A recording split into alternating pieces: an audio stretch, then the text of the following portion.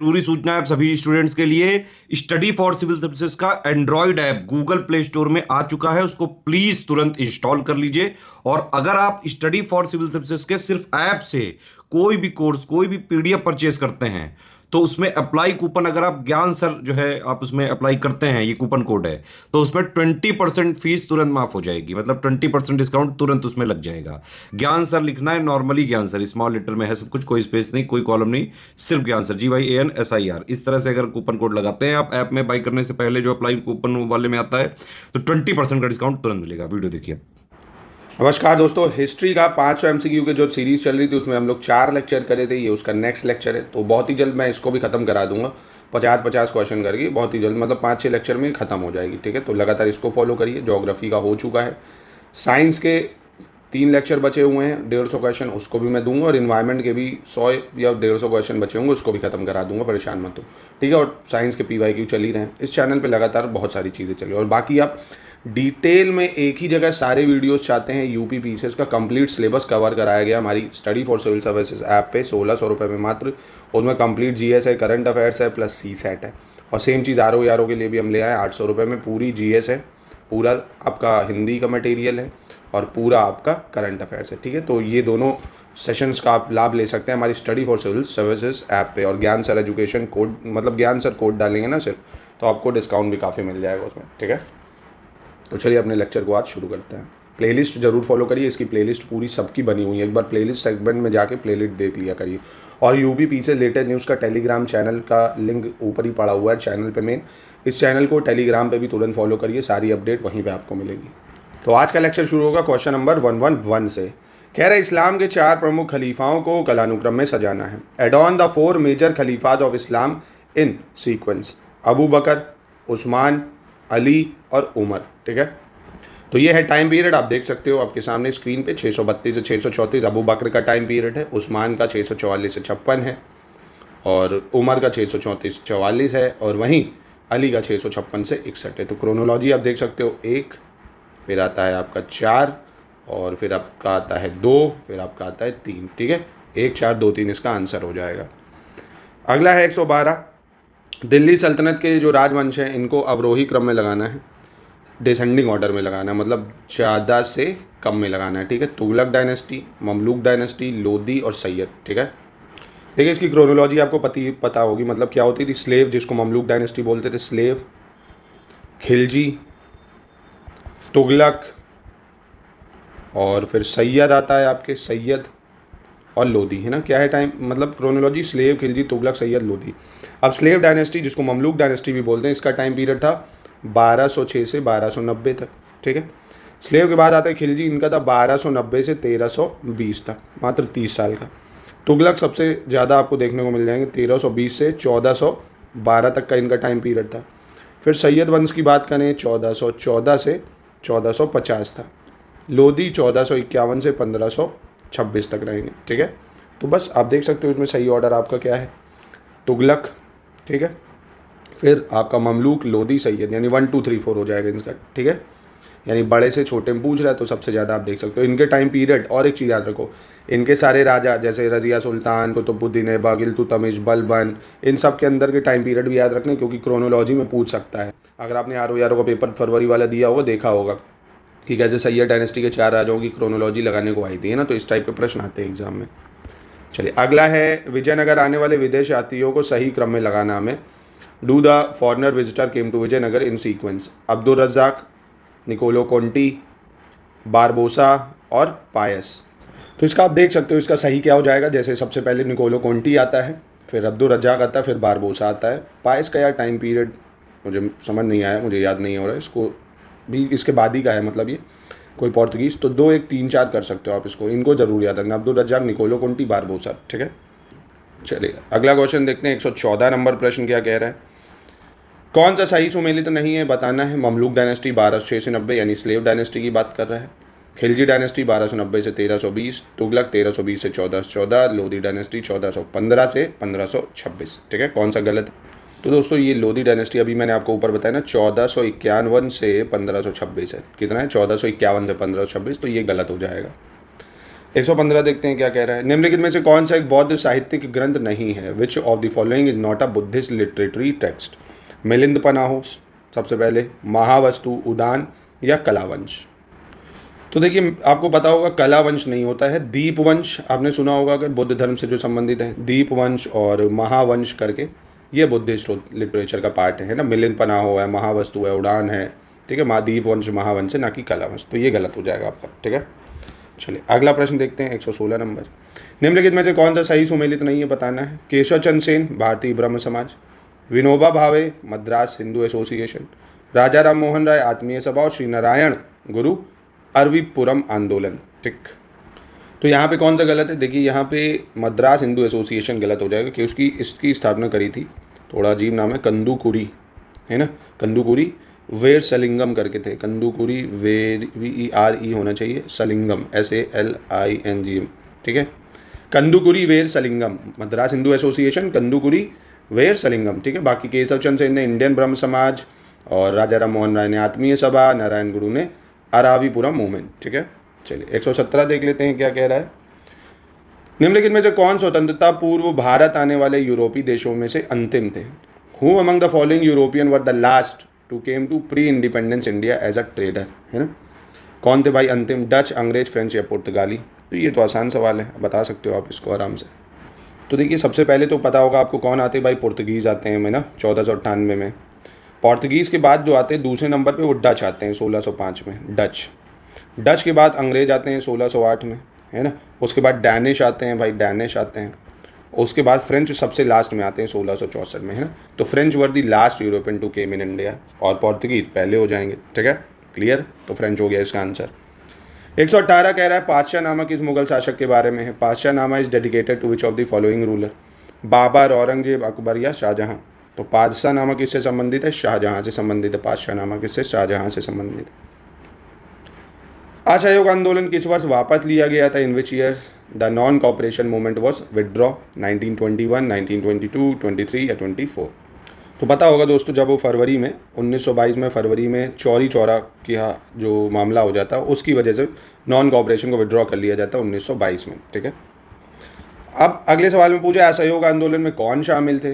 Who was involve in non cooperation movement? Vallabh Bhai Patel, Subhash Chandra Bose, Jawaharlal Nehru या all of the above, ठीक है।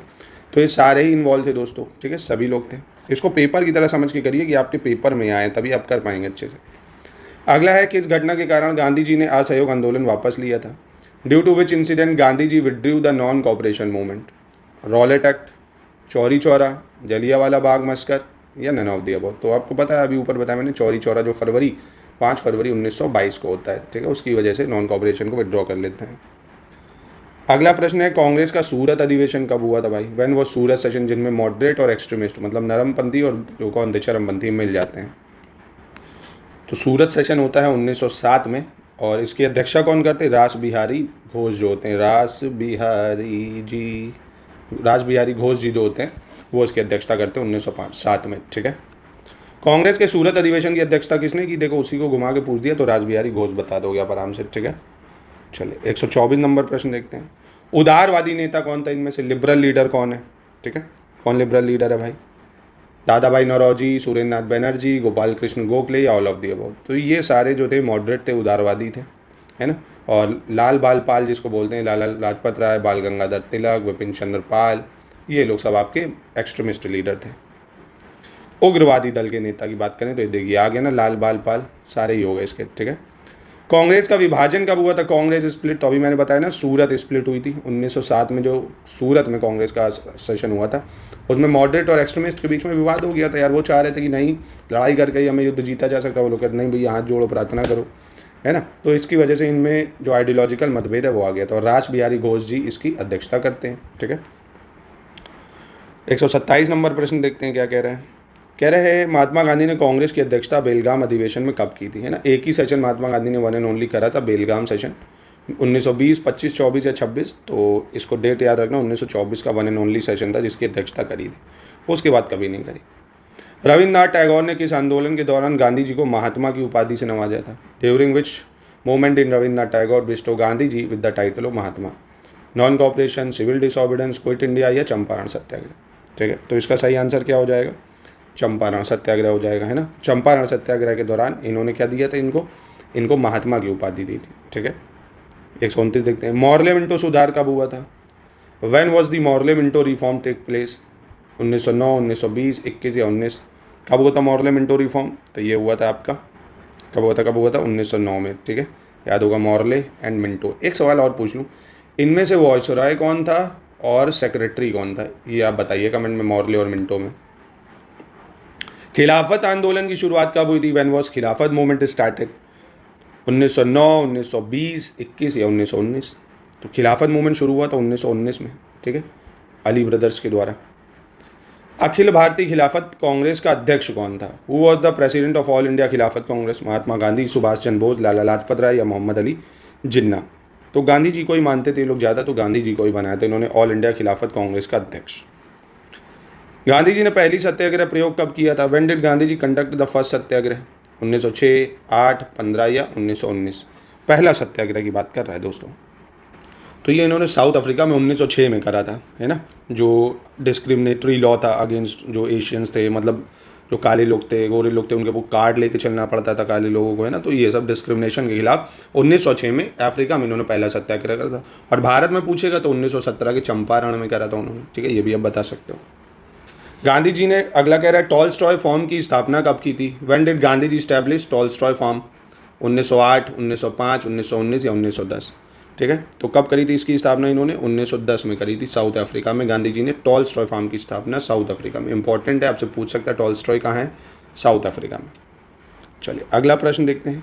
दक्षिण अफ्रीका में गांधी जी इंडियन ओपिनियन साप्ताहिक पत्र कब शुरू किया था। When did Gandhi ji start the Indian Opinion weekly paper in South Africa. कब शुरू करा था भाई, 1903 में, 5 में, 7 में या 8 में। इंडियन ओपिनियन अखबार शुरू, तो ये इन्होंने करा था 1903 में। कब करा था, 1903 में। इंडियन ओपिनियन याद रखना, इंपॉर्टेंट है, इंडियन ओपिनियन अखबार। कांग्रेस की स्थापना के समय निम्नलिखित में से किसने मुस्लिमों को कांग्रेस से दूर रहने के लिए प्रेरित किया था। At the time of establishment of Congress which of the following motivated the Muslim to stay away from the Congress.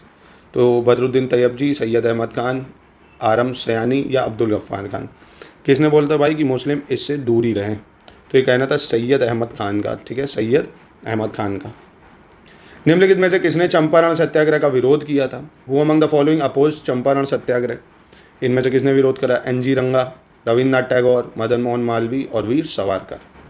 तो इसका आंसर हो जाएगा एन.जी. रंगा, ठीक है, एन.जी. रंगा ने अपोज करा था इसको। और आपको एक तो पता होगा, रविन्द्रनाथ टैगोर ने तो इनको चंपारण सत्याग्रह के दौरान ही महात्मा का टाइटल दिया था गांधी जी को, ठीक है। चलिए अगला, एम.जी. रनाडे निम्नलिखित में से किस संगठन से संबंधित नहीं थे। M G. Ranade was not associated which of the following organization. भारतीय राष्ट्रीय सामाजिक सम्मेलन, प्रार्थना समाज, पूना सार्वजनिक समाज, सेवा सदन। इंडियन नेशनल सोशल कॉन्फ्रेंस, प्रार्थना सोसाइटी, पूना सार्वजनिक समाज या सेवा सदन। किससे नहीं एसोसिएटेड थे। तो देखिए सेवा सदन जो था इससे संबंधित थे रमाबाई रनाडे, रमाबाई रनाडे, ठीक है, मतलब थे क्या, थी, एक सारा से कह सकते हो। सेवा सदन रमाबाई रनाडे जी ने बनाया था, ये एक महिला थी, ठीक है। और ये एम.जी. रनाडे इससे संबंधित नहीं थे, नहीं तो इंडियन नेशनल कॉन्फ्रेंस, प्रार्थना सोसाइटी, पूना सार्वजनिक सभा, इन सभी से संबंधित थे, ठीक है। जलियांवाला बाग हत्याकांड के बाद निम्नलिखित में से किसने केसरे हिंद की उपाधि त्याग दी थी, ठीक है, किसने रिनाउंस कर दी थी केसरे हिंद की उपाधि। रविन्द्रनाथ टैगोर जी ने, देवेंद्रनाथ टैगोर, महात्मा गांधी या विनोबा भावे ने। किसने त्याग दी थी भैया, तो ब्रिटिश गवर्नमेंट ने दिया था केसरी हिंद टाइटल गांधी जी को, जो इन्होंने त्याग दिया था जलियांवाला बाग के टाइम, ठीक है। चलिए अगला देखते हैं। निम्नलिखित कांग्रेस और उनके अध्यक्ष की कौन सी जोड़ी सही नहीं है, ये बताना है, ठीक है। बेलगाम सेशन महात्मा गांधी ने 1924 में की है अध्यक्षता। कानपुर अधिवेशन सरोजनी नायडू 1925। गया अधिवेशन 1922 जवाहरलाल नेहरू। लखनऊ अधिवेशन 1916 अंबिका चरण मजूमदार। तो आसान है दोस्तों, गया सेशन को आपको पता होगा सी.आर. दास जो थे इन्होंने प्रिसाइड करा था, ना कि जवाहरलाल नेहरू ने, ठीक है, सी.आर. दास हो जाएगा। चलिए आगे बढ़ते हैं। 140 निम्नलिखित समाज सुधारक संगठन और उनके स्थापना वर्ष की कौन सी जोड़ी सही नहीं है। Which of the following social reformer organization and their foundation year are not correctly match. Paramhansa Mandali 1869, Deoband 1866, Ahmadiya movement 1889, Indian reform association 1870, ठीक है, कौन सा मैच नहीं कर रहा। तो देखिए पहला गलत है, क्योंकि परमहंस मंडली बनी थी 1849 में बॉम्बे में, न कि 1869 में। कब बनी थी, 1849 में बनी थी, तो ये गलत हो जाएगा। चलिए अगला बढ़ते हैं। मध्यकाल में प्रयोग होने वाला रहट का क्या अर्थ था। व्हाट वाज द राहत used in medieval times? Gun powder, technique used in carving, technology used in irrigation, ship building technology. मतलब बारूद की तोप, नक्काशी में प्रयुक्त तकनीक, सिंचाई में प्रयुक्त प्रौद्योगिकी या जलयान बनाने की प्रौद्योगिकी। क्या थी ये भैया? तो ये थी, देखिए, रहट सिंचाई में जो प्रौद्योगिकी यूज़ करते थे, टेक्नोलॉजी यूज़ करते थे, उसको राहत बोला जाता है। ठीक है।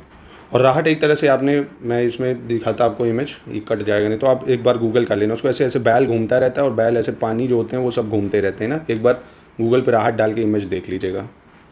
भारत में संविधान सभा के गठन का विचार पहली बार किसने रखा था? Who first led the idea of constitution assembly in India? Jawaharlal Nehru, Bhagat Singh, M N. Roy या सुभाष चंद्र बोस? तो ये तो पॉलिटी में भी आपने पढ़ा होगा। सबसे पहले कॉन्स्टिट्यूशन असेंबली की डिमांड करी थी किसने? 1904 में एम.एन. रॉय। नहीं, 1904 में क्यों, 1934 में करी थी। मतलब इनका कहना था कि यार कॉन्स्टिट्यूशन असेंबली, मतलब जब संविधान होगा तभी तो देश को चलाओगे, इस देश की आज़ादी तो मांग रहे हो, पर कैसे? पहले संविधान असेंबली तो बनाओ, संविधान बनाओ। इसलिए क्या ब्रिटिश के कानून से देश चलाओगे, है ना? तो सबसे पहले 1934 में इन्होंने ही डिमांड करी थी। निम्नलिखित में से कौन सी हड़प्पा संस्कृति की विशेषता नहीं है? Which of the following is not feature of Harappan culture? Red black pottery, terracotta figure, pictographic script या मेटालिक मनी, धात्विक धन जिसको बोलते हैं। ठीक है। तो दोस्तों धात्विक धन ये सब यूज़ ही नहीं होती थी, सील यूज़ करते थे ये लोग, है ना? आपने देखा होगा, सील यूज़ करते थे, मेटलिक मनी चलता ही नहीं था। चलो अगला देख लेते हैं। ईसाई धर्म का प्रचार करने के लिए सेंट थॉमस किसके शासनकाल में भारत आए थे? During whose reign saint Thomas came to India to propagate Christianity? Gondophares, Vima Kadphises, पुष्यमित्सुंग या बृहद्रथ? कब आए थे ये? तो ये आए थे भैया गोंडोफेरेंस, है ना? किसके शासनकाल में आए थे भैया? गोंडोफेरेंस के शासनकाल में। ठीक है। निम्नलिखित में से किस ब्रिटिश अधिकारी ने 1857 के विद्रोह के दौरान झांसी में प्रतिरोध का प्रभाव संभाला था? ठीक है। Who among the following British official took charge of resistance in Jhansi during 1857 revolt? James Outram, Hugh Wheeler, Hugh Rose या लेफ्टिनेंट विली बॉबी? तो ये भैया ह्यूज रॉस थे, ह्यूज रॉस, है ना, जो झांसी लीड कर रहे थे, ह्यूज रॉस। चलिए अगला देखते हैं।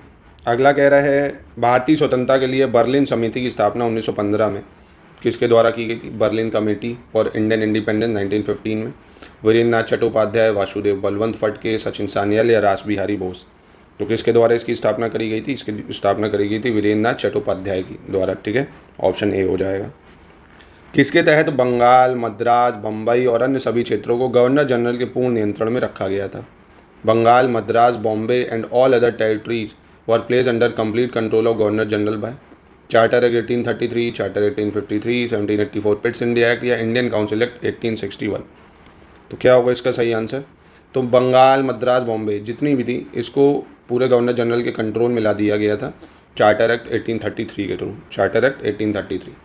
और इसी एक्ट में आपको पता होगा गवर्नर जनरल जो बंगाल का था, है ना, उसको गवर्नर जनरल बना दिया, नई पोस्ट गवर्नर जनरल पूरे इंडिया का, है ना। और बॉम्बे, मद्रास ये सब इसके अंडर में आ गए फिर गवर्नर जनरल इंडिया के। ठीक है, चलो अगला देखते हैं। 1905 में किस कांग्रेस अधिवेशन ने बंगाल के लिए स्वदेशी और बहिष्कार आंदोलन का समर्थन किया था?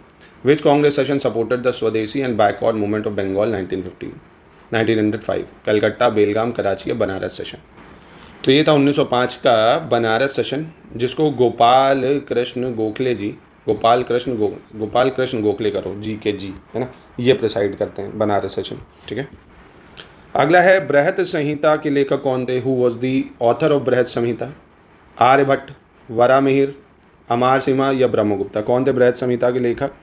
तो ये थे वरामिहिर। कौन थे? वरामिहिर। ठीक है, बी हो जाएगा इसका आंसर। अगला देखते हैं भैया, दिल्ली चलो और तुम मुझे खून दो मैं तुम्हें आज़ादी दूंगा, ये सब नारा किसने दिए थे? तो ये तो बच्चे को बताओगे भैया, इसको भी बताने की क्या ज़रूरत है क्या? तो ये तो आप सब बता ही सकते हो। चलिए अगला देखते हैं। सुभाष चंद्र बोस की जयंती के उपलक्ष्य में पराक्रम दिवस किस दिन मनाया जाता है? On which day Parakram Diwas is celebrated to commemorate the birth anniversary of Subhash Chandra Bose? 23 जनवरी, 15 फरवरी, 5 मार्च या 19 अप्रैल? कब मनाते हैं हम लोग पराक्रम दिवस? 23 जनवरी को मनाते हैं। ये डेट जरूर याद रखना, इंपॉर्टेंट है। 23 जनवरी पराक्रम दिवस सुभाष चंद्र बोस जी के बर्थडे के तौर पर मनाते हैं। चलिए अगला देखते हैं। स्वदेशी का प्रस्ताव 1906 में भारतीय राष्ट्रीय कांग्रेस के कलकत्ता अधिवेशन में अपनाया गया था। इसकी अध्यक्षता किसने की थी? द रेजोल्यूशन ऑफ स्वदेशी was adopted in 1906 Calcutta session of Indian National Congress. This session was headed by Gopal Krishna Gokhale, Jawaharlal Nehru, Annie Besant या दादा भाई नौरोजी? ठीक है, तो इसका सही आंसर क्या होना चाहिए? दादा भाई नौरोजी हो जाएगा। क्या हो जाएगा? दादा भाई नौरोजी। ठीक है, इन्होंने ही अध्यक्षता करी थी 1906 के कांग्रेस के कलकत्ता सेशन की। ठीक है, चलिए। आज़ाद हिंद फौज के सदस्यों पर मुकदमा कब हुआ था दोस्तों? When was the case against member of Azad Hind Fauj? 1945, 1942, 1940, 1943।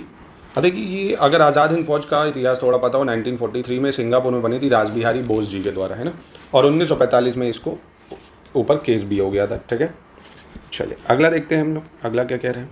आज़ाद हिंद फौज के सदस्यों की वकालत किसने करी थी बाद में फिर? Who advocated member of Azad Hind फौज? भूला भाई देसाई, तेज बहादुर सप्रू, कैलाश नाथ काटजू, या तीनों ही करते हैं? तो क्या होगा इसका सही आंसर? तो तीनों ही वकील ये होते हैं जो आज़ाद हिंद फौज को के मेंबरों की ब्रिटिश में क्या करते हैं? वकालत करते हैं। ठीक है, भूला भाई देसाई, तेज बहादुर सप्रू, कैलाश नाथ काटजू। ठीक है, चलिए।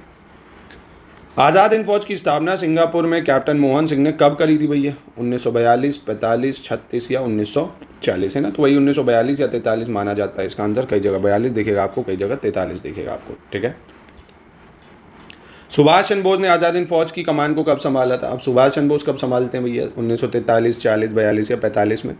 तो सुभाष चंद्र बोस जी कब संभालेंगे? 1943 में। ठीक है, तो याद रखिएगा 1943 में। अगला है, सुभाष चंद्र बोस ने आज़ाद हिंद फौज की पहली रेजिमेंट का नाम क्या रखा था? What was the name of women regiment of Azad Hind Fauj by Subhash Chandra Bose, है ना? जो महिला रेजिमेंट थी उसका क्या नाम रखते हैं?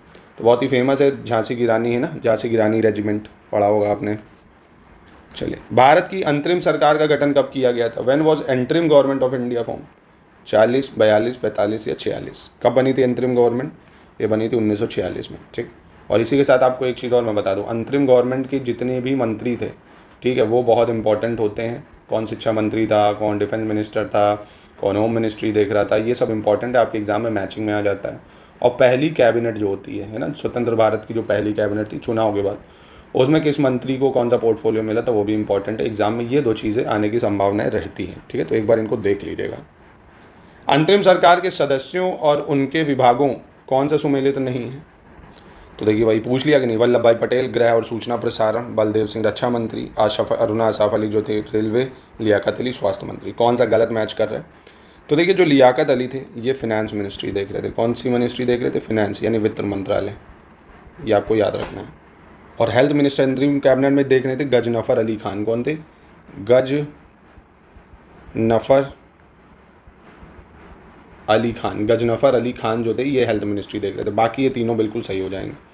अगला, अंतरिम सरकार के अध्यक्ष विस्काउंट वॉवेल थे। इसके उपाध्यक्ष कौन थे? Viscount Wavell was the chairman of interim government who become its vice president. Vallabh Bhai Patel, Baldev Singh, Jawaharlal Nehru या महात्मा गांधी? तो किसको बनाया गया था भैया? तो बनाया गया था जवाहरलाल नेहरू को। ठीक है, किसको? जवाहरलाल नेहरू को वाइस प्रेसिडेंट बनाया गया था। अगला है, भारत को दो भागों में बांटने वाली माउंट बेटन योजना कब प्रस्तुत की गई थी? When was Mountbatten plan which divided India into two part presented? ठीक है, 1946, 47, 45 या 42? कब दी गई थी इनको? तो ये गई थी 1947 में आया था माउंट बेटन प्लान। कब आया था? 1947 में। दोस्तों, अभी मैं आपको 500 एडवांस लेवल के भी क्वेश्चन कराऊंगा जो बहुत ही ज़्यादा टफ होंगे, है ना। पहले इसको भी करते हैं, बेसिक जो हैं, उसके बाद एडवांस लेवल भी करेंगे। ठीक है, चलिए। 162 कह रहे हैं, जवाहरलाल नेहरू भारत के प्रधानमंत्री के रूप में शपथ कब ली थी? When did Jawaharlal Nehru take oath as a PM of India? 15 अगस्त 1947, 26 जनवरी 1950, 25 जुलाई 1948 या 15 सितंबर 1947? कब इन्होंने प्राइम मिनिस्टर के तौर पे शपथ ली थी? तो ये शपथ ली थी इन्होंने 15 अगस्त 1947 को। 15 अगस्त 1947। वेवल योजना कब आई थी? When was Wavell plan introduce? 1945, 47, 46 या 42? वोवेल प्लान कब आया था? तो ये कब आया था भाई? 1945 में आया था वोवेल प्लान। कब आया था? 1945 में आया था। ये सब ईयर्स आपको याद रखने होंगे। ठीक है, चलिए अगला देखते हैं। भारत का संविधान कब लागू हुआ भाई? ये तो बच्चे को पता होगा भाई, 26 जनवरी 1950। चलिए 165, भारत में पुर्तगालियों से गोवा को कब आज़ाद कराया गया था? When did India liberate Goa from Portuguese? 1965, 61, 62, 70? ये तो थोड़ा सा सोच सकते हो आप इसके बारे में। बिल्कुल सही, 1961 में गोवा को लिबरेट कराया गया था। भारत का अंतरिम गवर्नर जनरल कौन था? Who was last governor general of India? Jawaharlal Nehru, Lal Bahadur Shastri, Shri Rajagopalachari या बलदेव सिंह? कौन था अंतिम गवर्नर जनरल? देखिए, गवर्नर जनरल का पद ही जब 1950 में राष्ट्रपति आ जाएंगे तो हटा दिया जाएगा। इससे पहले अंतिम जो गवर्नर जनरल भारत के रहे 1948 से 1950 तक में, ऐसे लिख देता हूँ, 1948 से 50 में श्री राजगोपालाचारी रहते हैं। उसके बाद राष्ट्रपति आ गया तो ये पद ही हटा दिया गया, अंग्रेजों वाला। भारत और पाकिस्तान के बीच सिंधु समझौता कब होता है? इंडस वाटर ट्रीटी कब होती है? इंडस पैक्ट कब साइन होता है? 1960, 62, 63 या 65? तो ये भी आसान है दोस्तों, आप सभी को पता होगा इसके बारे में। 1900 कब होता है? 60 में इंडस वाटर ट्रीटी होती है, ठीक है। निम्नलिखित 4 वेदों में से किस एक में जादुई माया और वशीकरण का वर्णन है? In which of the following 4 Vedas contain an account of magical charms and spells? Rigveda, Samaveda, Atharvaveda या यजुर्वेद? तो देखिए अथर्ववेद जो है इसमें इन सब चीज़ों की बात करेगा। ये तो मंत्र है, इसमें मंत्रों को गाने के फॉर्म में गाया जाता है और इसमें जो सेक्रीफाइसेस हैं, रिचुअल्स हैं, ये सब करे जाते हैं। और अथर्ववेद में ये सब दिया हुआ मैजिकल चार्म्स एंड स्पेल्स वगैरह, ठीक है। भारत की 1947 में साक्षरता दर कितनी थी? What was the literacy rate of India in 1947? 18, 20, 15 या 22%? कितनी थी साक्षरता दर भाई? देख लो कितनी ज़्यादा कम अमाउंट में थी। तो ये मात्र 18%, ओनली 18% लिटरेसी रेट। भारत में पहला आम चुनाव कब हुआ था? When was the first general election held? 51 से 52, 50 से 51, 48 से 49, 56 से 57? तो ये भी आसान है, 51-52 में पहला आम चुनाव भारत में होता है। स्वतंत्र भारत की पहली औद्योगिक नीति कब आई थी? When did the first industrial policy of independent India came? पहली इंडस्ट्रियल पॉलिसी कब आती है? 1950 में, 56 में, 52 में, 48 में? बताइए, सिंपल सा सवाल, डायरेक्ट सवाल। 1948 में पहली औद्योगिक नीति भारत में आती है, ठीक है। 7 सितंबर 1931 से 1 दिसंबर 1931 तक आयोजित द्वितीय गोलमेज सम्मेलन में कांग्रेस के एकमात्र प्रतिनिधि के रूप में हिस्सा किसने लिया था? महात्मा गांधी ने, सुभाष चंद्र बोस, सी.आर. दास, जवाहरलाल नेहरू? आसान है ना ये भी, महात्मा गांधी जी ने, ठीक है। कांग्रेस ने भी सिर्फ एक ही सेशन के तौर पे लिया था, फिर नहीं लिया था। हाँ, अम्बेडकर जी सारे उसमें गए थे। चलिए अगला देखते हैं, 173 क्या कह रहा है। किसने गांधी इरविन समझौते में महात्मा गांधी के लाभ को सांत्वना पुरस्कार कहा था? Who called the Mahatma Gandhi consolation prize in the Gandhi Irwin pact? Tej Bahadur Sapru, B G Horniman, Alan Campbell Johnson या चिंतामणि? ठीक है, तो इसका सही आंसर क्या होना चाहिए? तो ये कहना था एलन कैम्पबेल जॉनसन का। इन्होंने सांत्वना पुरस्कार कहा था, जो लंदन में दूसरे गोलमेज सम्मेलन के दौरान साइन हुआ था, गांधी इरविन पैक्ट, ठीक है, याद रखिए। और उस टाइम वायसराय कौन था? लॉर्ड इरविन, ठीक है। और टाइम भी गांधी इरविन पैक्ट का याद रखना, 1931 है। गलत साधन हमें कभी भी सही उद्देश्य तक नहीं ले जा सकते, कथन किसका है? The wrong means never lead us to the right aim, this statement associated to Rabindranath Tagore, Gopal Krishna Gokhale, Motilal Nehru या महात्मा गांधी? क्या होगा इसका सही आंसर? तो इसका सही आंसर होना चाहिए आपका महात्मा गांधी, ठीक है। चलिए 175 देखते हैं। इंडियन नेशनल कांग्रेस और इंडियन मुस्लिम लीग ने कहाँ पर एक ही समय अपने अधिवेशन आयोजित किए थे? Where did the Indian national Congress and Indian Muslim League hold their session at the same time? 1916 Lucknow session, Banaras session, Calcutta या सूरत सेशन? तो ये तो था भैया 1916 का लखनऊ सेशन। और इसकी अध्यक्षता कौन करते हैं भाई? इसकी अध्यक्षता कौन करते हैं? इसकी कौन करते हैं? इसकी ये भी पूछ सकता है। तो सूरत स्प्लिट की मैंने इससे पहले आपको बताई थी, कौन थे? रास बिहारी जो थे, है ना, रास बिहारी घोष, ये करते हैं भाई, ठीक है। और कलकत्ता सेशन की अध्यक्षता कौन करते हैं? दादा भाई नौरोजी कहते हैं, दादा भाई नौरोजी करते हैं, नौरोजी। और बनारस सेशन की ये भी हम देख ही चुके हैं, गोपाल कृष्ण गोखले जी करते हैं। और लखनऊ सेशन की अंबिका चरण मजूमदार कौन करते हैं? अंबिका चरण मजूमदार, ठीक है, याद रखिएगा इसको।